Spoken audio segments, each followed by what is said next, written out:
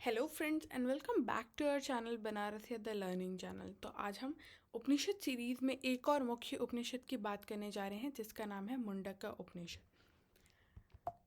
तो इस पर्टिकुलर उपनिषद में हमें जो है ये सारे टॉपिक्स कवर करना है फॉर यूजीसी नेट सिलेबस 2023 और या फिर यूजीसी नेट सिलेबस के पॉइंट ऑफ व्यू से। तो सबसे पहला है introduction about the Upanishad.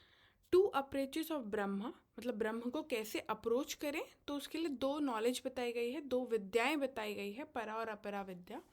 Then greatness of Brahma विद्या, कि ब्रह्म विद्या का क्या इम्पोर्टेंस है। Then worthlessness of selfish karma, ठीक है, कि जो हम आसक्त होके कर्म करते हैं उसका क्या मतलब कोई सार नहीं है, ये इस उपनिषद में बताया गया है। उसके अलावा तपस और गुरु भक्ति की इम्पोर्टेंस बताई गई है। और फिर ओरिजिन ऑफ क्रिएशन बताया गया, जिसके लिए तीन एनालॉजीज यूज़ किए या तीन एग्जाम्पल्स यूज़ किए आप बोल सकते हैं उसको समझाने के लिए, ओरिजिन ऑफ क्रिएशन। और ultimate aim of meditation that is ब्रह्म अनुभूति और ब्रह्म ज्ञान। So first of all will discuss with the introduction. तो इंट्रोडक्शन में ये हमको जानना ज़रूरी है कि मुंडक का क्या मतलब होता है। मुंडक जो वर्ड है उसका लिटरल मीनिंग होता है शेव्ड और शॉन, और यहाँ पे जो है वो शेव्ड हेड की बात की गई है। तो जो भी योगी होता है या जो भी साधक होता है वो अपना हेड जो है वो शेव्ड रखता है, ठीक है। तो उसका क्या मतलब है, यानी कि वो संन्यास ले रहा है या कंप्लीट रिनंसिएशन ले रहा है, ये वो डिनोट करता है। तो मुंडक उपनिषद is mean for those who have developed detachment towards the ephemeral pleasures of the world and are seeking the permanent truth। यानी कि मुंडक उपनिषद उन सभी साधकों के लिए है या उन सभी लोगों के लिए है जो इस वर्ल्डली या मटेरियलिस्टिक वर्ल्ड से डिटैच होना चाहते हैं और वो परमानेंट ट्रुथ की तलाश में, यानी कि सच को जानना चाहते हैं, उस अल्टीमेट को जानना चाहते हैं, उनके लिए ये उपनिषद इम्पॉर्टेंट है। देन इस उपनिषद में 3 चैप्टर्स हैं जिनको मुंडका बोला गया। चैप्टर्स यहाँ पे मुंडक बोला गया है, फर्स्ट मुंडक, सेकेंड मुंडक और थर्ड मुंडक। और चैप्टर्स, एक मुंडक के अंदर बहुत सारे सब चैप्टर्स है जिसको खंड बोला गया है। उसके अलावा जो हमारा फेमस मोटो है सत्यमेव जयते, वो इस मुंडक उपनिषद से लिया गया है। वो भी कहाँ से, chapter 3 first khanda and shloka 6 से। इसके अलावा ये उपनिषद जो है वो एक कन्वर्जेशन के फॉर्म में है। तो कन्वर्जेशन किसके किसके बीच में, तो एक टीचर और एक डिसाइपल के बीच में। तो टीचर थे अंगिरस और डिसाइपल थे शौनका। तो शौनक और अंगिरस के बीच की ये वार्तालाप जो है वो मुंडका उपनिषद है। इसके अलावा शौनक जी जो है वो क्या सोच कर, ठीक है, वो इस उपनिषद की शुरुआत कहाँ से होती है। तो शौनका जो है वो एक हाउस होल्डर रहते हैं, वो एक गृहस्थ रहते हैं, और वो अपने लाइफ टाइम में अंगिरस को अप्रोच करते हैं और उनसे एक क्वेश्चन करते हैं कि what is it by knowing which everything becomes known. मतलब वो क्या है ऋषि या मुनिवर जिसको जानने के बाद सब कुछ ज्ञात हो जाता है। तो उसी का जवाब देते हुए अंगिरस जी जो है वो 2 विद्याओं के बारे में उनको बताते हैं। तो वही है अप्रोचेस टू ब्रह्म विद्या, यानी कि परा और अपरा। तो परा को जो है वो सुपीरियर मानते हैं और अपरा को जो है वो इन्फीरियर मानते हैं, ठीक है। तो अपरा क्या है, the knowledge contain in all the Vedas and Vedangas. तो जितने भी नॉलेज हमारे टेक्स्ट में है, प्रमाण, श्रुति और ये सारे टेक्सेस में है, वेदांत में है, वेदांग में है, उसको हम अपरा विद्या मानते हैं, ठीक है। और वेदांग हमारे कितने होते हैं, ये point of view, exam point of view से इम्पोर्टेंट है। 6 हमारे वेदांग होते हैं, कौन कौन से, शिक्षा, व्याकरण, छंद, निरुक्त, ज्योतिष और कल्प, ठीक है। फिर दूसरी तरफ है पराविद्या। तो paravidya is that by which the imperishable is attain, ब्रह्म ज्ञान। Paravidya is to realise the knowledge of Brahma which is source of cosmos. यानी कि पराविद्या क्या है, वो ऐसी विद्या है जिसके ऊपर कुछ नहीं है, ठीक है, वो ब्रह्म ज्ञान ही पराविद्या है। और पराविद्या से ही जो है वो ब्रह्म का ज्ञान होता है, और ब्रह्म ही क्या है, इस सारे ब्रह्मांड की उत्पत्ति का कारण है या सोर्स है। So it is through this knowledge और paravidya that one knows everything. तो ये शौनका का आंसर देते हुए जो ऋषि अंगिरस है वो सारा इनको नॉलेज समझाते हैं टाइप्स ऑफ विद्या समझाते हैं शौनका को। Next the greatness of Brahma विद्या। क्या इंपॉर्टेंस है ब्रह्म विद्या का? तो परा विद्या और नॉलेज ऑफ ब्रह्मा और the self is the bridge leading to immortality, यानी कि इस पराविद्या के पाथ पे तो चलता है, या उस नॉलेज ऑफ ब्रह्मा जिसको हो जाता है उसका जो है वो ब्रिज क्रिएट कर देता है कि वो जो है फिर वो डेथ रीबर्थ साइकिल से मुक्त हो जाएगा और इमॉर्टल हो जाएगा। और ये किस पर्टिकुलर श्लोका में या चैप्टर में दिया है? तो चैप्टर 2 या सेकेंड मुंडक सेकेंड खंड 5th श्लोका में। उसके अलावा सेकेंड मुंडक के सेकेंड खंड के 8th श्लोका में बताया गया है रिजल्ट्स ऑफ ब्रह्म विद्या। ब्रह्म विद्या का क्या रिजल्ट है या अल्टीमेट रिजल्ट्स क्या है? तो when the self is realised, the knot of the heart gets untied, all the doubts get resolve and past karma get destroyed. तो यहाँ पे क्या बताया गया है? जब आपको स्वयं का ज्ञान हो जाएगा, आत्मज्ञान हो जाएगा या ब्रह्म ज्ञान हो जाएगा, वो सारी जो बंधने हैं, वो सारे बॉन्डेजेस जो है आपके हार्ट में, ठीक है, वो सारे रिजॉल्व हो जाएंगे और आपका जो पूरा पिछला जन्म है, पिछले कर्म है, सब कुछ खत्म हो जाएगा। And the knower of Brahma is said to transcend the human seed, meaning he is not going to born again.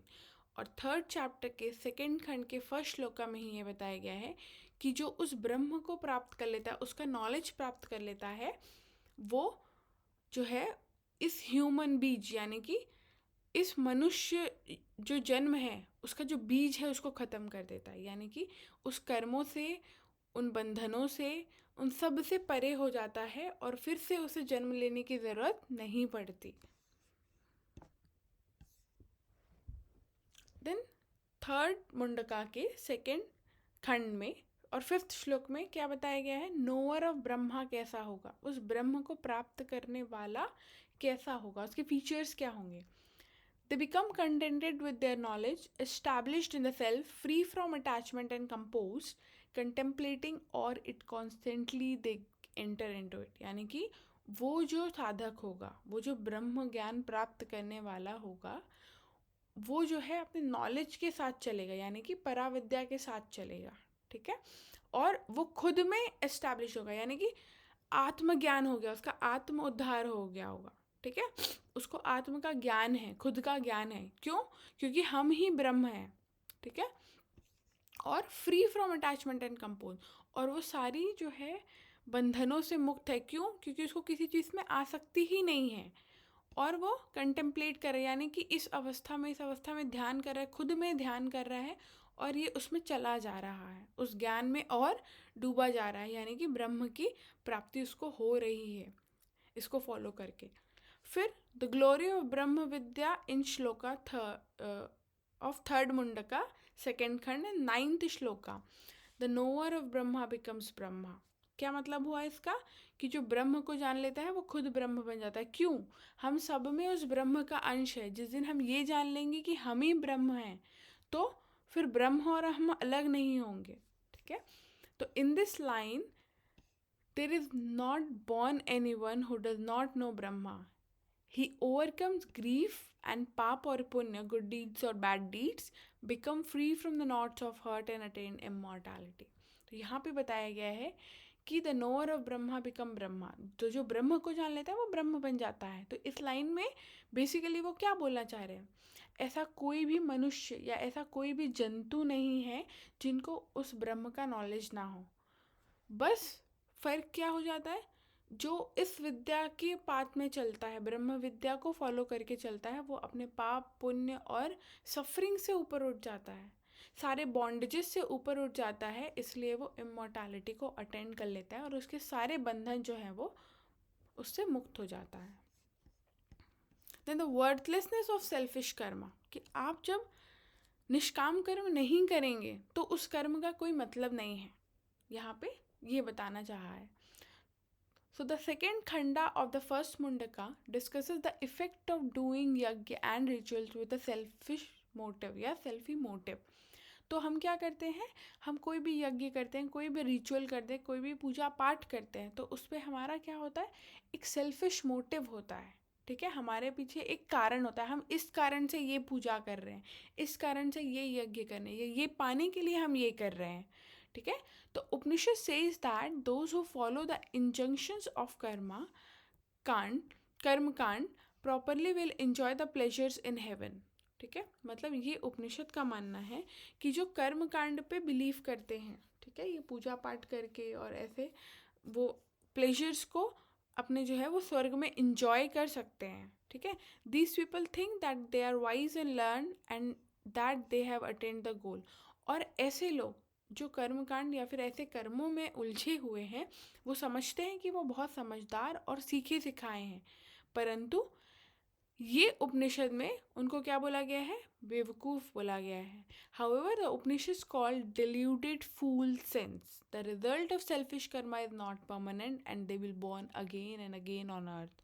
तो यहाँ पे उस उपनिषद में उनको जो है वो बहुत अच्छा साधक नहीं माना गया है, उन्हें निम्न कोटि का साधक माना गया, उन्हें बेवकूफ़ माना गया है। क्यों?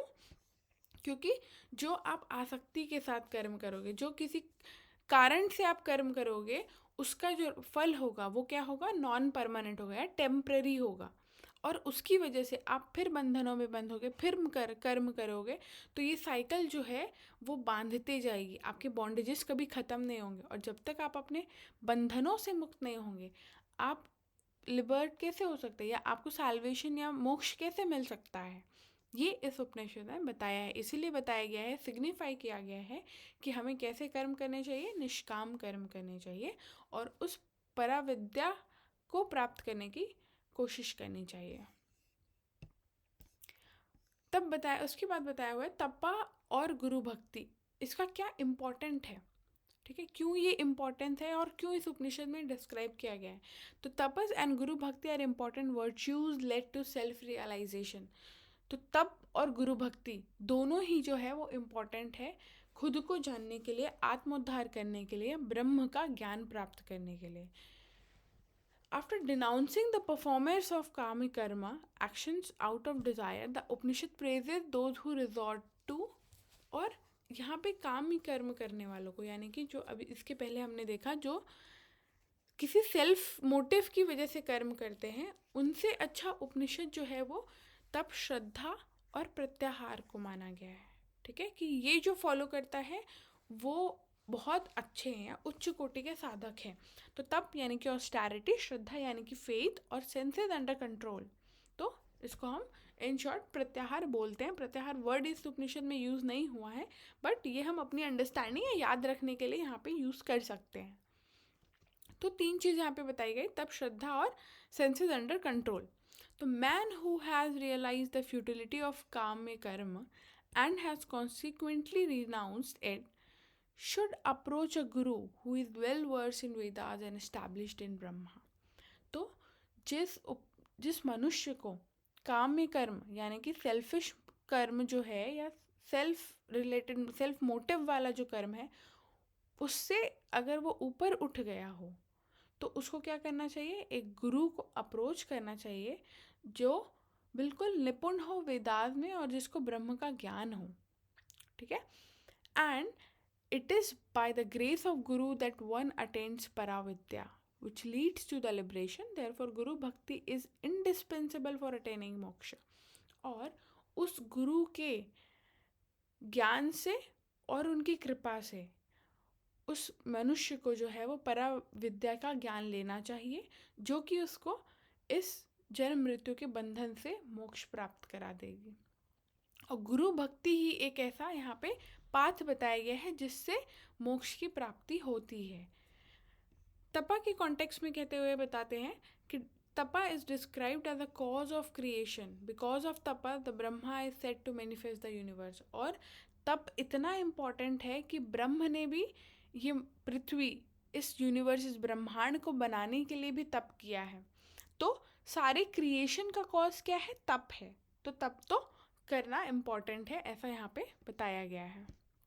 देन ओरिजिन ऑफ क्रिएशन, तो उपनिषद सेज दैट ब्रह्मा और the origin of creation using 3 analogies in shloka of first Mundaka, first khanda and 7th shloka, the universe emerges from Brahma.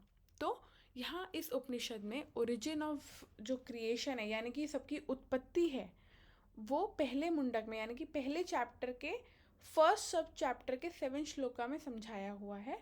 और यूनिवर्स जो है वो सब कुछ ब्रह्म से उत्पन्न है ये समझाया गया है। तो इसको समझाने के लिए जो है वो 3 एग्जाम्पल्स लेते हैं। ठीक है, पहला एग्जाम्पल है just as spider builds its web using its own saliva, the material cause and what makes a thing, clay makes up a pot. ठीक है, या फिर efficient intelligent cause which shapes the thing, the spider. तो यहाँ पे basically बताया गया है कि जैसे जो मकड़ी होती है वो अपनी ही थूक से अपना जाल बनाती है। ठीक है, यानी कि वो खुद से अपना यूनिवर्स जो है खुद के तप से बनाती है। ठीक है, वो खुद मेहनत करती है, खुद का सलाइवा को एक्यूमुलेट करती है और फिर उसको डिज़ाइन करती है। ठीक है, तो उसी का एग्जाम्पल लेके एक और यहाँ पे सब एग्जाम्पल दिया हुआ है कि जैसे जो है मिट्टी से घड़ा बनता है। ठीक है, और उस घड़े का शेप कौन देता है, तो वो जो पॉटर है वो उसका शेप देता है। तो जो मिट्टी से घड़ा बन रहा है यानी कि सलाइवा से वेब बन रहा है, ठीक है, वो मिट्टी है, और जो उसको बना रहा है वो कौन है, स्पाइडर है। ऐसा ये ब्रह्मा की एनालॉजी में ये एक एग्जाम्पल दिया हुआ है। इसके अलावा ये उपनिषद में बताया गया है कि Advaita Vedanta says an efficient and material cause of universe is Brahma, और Nyaya says Ishwar is the only efficient cause. तो अद्वैत वेदांत और न्याय दोनों में ही सिमिलर चीज़ें बताई गई है कि यूनिवर्स जो है या उस उत्पत्ति का कारण जो है वो सिर्फ ईश्वर है, वो सिर्फ ब्रह्म है। इसके अलावा जो 2 और एनालॉजीज ली गई है, तो वो दूसरी analogy just as plant sprout from the earth if it does not have existent apart from the cause. मतलब जो इफेक्ट है वो कॉज से अलग नहीं है। ठीक है, इफेक्ट और कॉज जो है वो एक ही है, वो ब्रह्म है। ठीक है, जैसे कि हमारी जो मिट्टी है, तो बरसात के समय हम देखते हैं ना कि बहुत सारे छोटे छोटे प्लांट्स उग जाते हैं या पेड़ उग जाते हैं, पौधे उग जाते हैं। ठीक है, तो वो क्या है, ठीक है, when we uproot plant it dies and say miss for the Brahma. ठीक है, मतलब पेड़ उसी पृथ्वी में उसी मिट्टी में उगता है और उसी में ख़त्म हो जाता है। तो दैट इज़ ब्रह्मा, कि ब्रह्मा से ही सब कुछ उत्पन्न है और ब्रह्मा में ही सब कुछ लीन हो जाते हैं। ठीक है, ये एक एग्जाम्पल यहाँ पे समझाया गया है। ये एग्जाम्पल्स हमको याद रखना है क्योंकि कुछ एग्जाम्स में क्या होता है हमारे एनालॉजीज के बेसिस पे आता है। ठीक है, तो ये हमको याद रखना है। फिर थर्ड एनालॉजी या थर्ड एग्जाम्पल क्या दिया गया, just as hair grows on human body, clarify criticism how two contrasting thing would come from the cause and effect must be similar, must share similar characteristics. यानी कि जैसे हमारी शरीर में, ठीक है, जो हेयर्स हैं, बॉडी में हमारे हेयर्स हैं वो उगते हैं, उससे हमको रिलेट किया गया कि 2 कॉन्ट्रास्टिंग थिंग्स जो है यूनिवर्स और ब्रह्मा कैसे एक साथ कॉज और इफेक्ट में सिमिलर कैरेक्टरिस्टिक्स शो करते हैं। ठीक है, उसी में उत्पन्न होना, उसी में ख़त्म होना। ठीक है, तो वो चीज़ों को सिमिलर कैरेक्टरिस्टिक्स हमारा ब्रह्मांड और ब्रह्म दोनों ही शेयर करता है। यानी कि जो इस बाहर के वर्ल्ड में है, जो इस ब्रह्मांड में है, वही आपके अंदर है। ये इसमें समझाने की इन्होंने कोशिश की है। और लास्ट में ये बोला गया है कि द बिकॉज ऑफ तप Brahma and expand and creation comes about. और इन सब के बाद उस ब्रह्म के तप, ज्ञान और उनका एक्सपेंशन का जो आइडिया था, ठीक है, ये सब कुछ जो है वो उत्पन्न हुआ है, इस ब्रह्मांड या इस पृथ्वी का निर्माण हुआ है, ऐसा माना गया है। तो hope you guys like this video, do like, share and subscribe our channel for more videos and best of luck for your NET JRF 2023. Thanks for watching.